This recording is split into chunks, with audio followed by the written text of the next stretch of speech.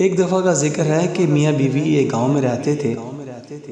بہت عرصہ گزر گیا ان کی شادی کو، مگر ان کے ہاں اولاد نہ تھی۔ کسی نے ان کو بتایا کہ فلاں جگہ ایک بزرگ ہیں، ان سے جا کے دعا کرو، اللہ تعالیٰ تمہیں اولاد عطا فرمائے گا۔ وہ بیچارے قسمت کے مارے وہاں پہنچے اور بابا جی سے اپنے لیے اولاد کے لیے دعا کرنے کا کہا۔ بابا جی نے اللہ تعالیٰ کے ہاں دعا کی اور اللہ تعالیٰ نے ان کو بیٹا عطا فرمایا، اور ساتھ یہ بھی کہا کہ بیٹا وہ 40 سال کے بعد مر جائے گا، اس بات کو مت بھولنا۔ وہ دونوں میاں بیوی خوش تھے، چلیں اللہ تعالیٰ ہمیں اولاد جیسی عظیم نعمت سے تو نوازے۔ چنانچہ ان کے ہاں بچہ ہوا، بہت خوبصورت بچہ تھا۔ تمام خاندان والوں نے بہت خوشی منائی۔ رفتہ رفتہ جب وہ بچہ 1 سال کے قریب ہونے لگا تو سارے خاندان والوں نے بچے کے ماں باپ سے کہا کہ بچے کی سالگرہ آ رہی ہے، 1 سال کا ہونے کو ہے، تو پھر کیا پلان ہے، کہاں پہ ان کی سالگرہ مناؤ گے؟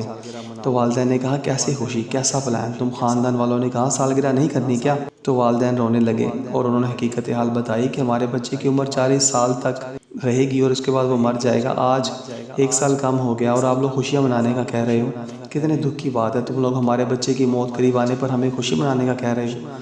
یوں انہوں نے سب کو یہ سبق دیا کہ تم سب کو بھی اللہ تعالیٰ نے اولاد دی ہے، کیا خبر کس کو کب بلاوا آ جائے، کچھ تو خیال کرو، شرم کرو، حیا کرو، فکر کرو، نیک کام کرو، بچوں کو دین کی تعلیم دو، دینی ماحول دو، اور تم الٹا موت کے قریب ہونے پر خوشیاں منانے کی بات کرتے ہو۔ ہمیں تو فکر کرنی چاہیے۔ سارے خاندان والے بہت شرمندہ ہوئے اور انہوں نے اس کافرانہ تہوار کو منانے سے توبہ کی اور سچے دل سے اللہ تعالیٰ کے ہاں توبہ کی اور ہمیشہ اپنے بچوں کو دین کی تعلیم سے روشن کرنے کا عزم کیا۔ تو ساتھیوں، اس سے ہمیں کہانی سے سبق یہ ملا کہ ہم ہر وہ کام جو غیر اسلامی ہے اس کو آنکھیں بند کر کے کیے جا رہے ہیں، مگر ہم علماء سے رابطہ نہیں کرتے جو انبیاء کے وارث ہیں۔ ان سے پوچھیں کہ ہمارے یہ کام ہمارے لیے زندگی اور دنیا میں جو ہم زندگی گزار رہے ہیں کہ ہماری آخرت تباہ کرنے کا باعث تو نہیں بن جائیں گے؟ مگر افسوس کہ ہم چیزوں کو پس پوش ڈال کے ہر وہ کام کرتے چلے جا رہے ہیں جس میں نہ خیر ہے، نہ برکت ہے، اور نہ ہی اللہ تبارک تعالیٰ کی اور اللہ کے پیارے نبی صلی اللہ علیہ وسلم کی رضا ہے۔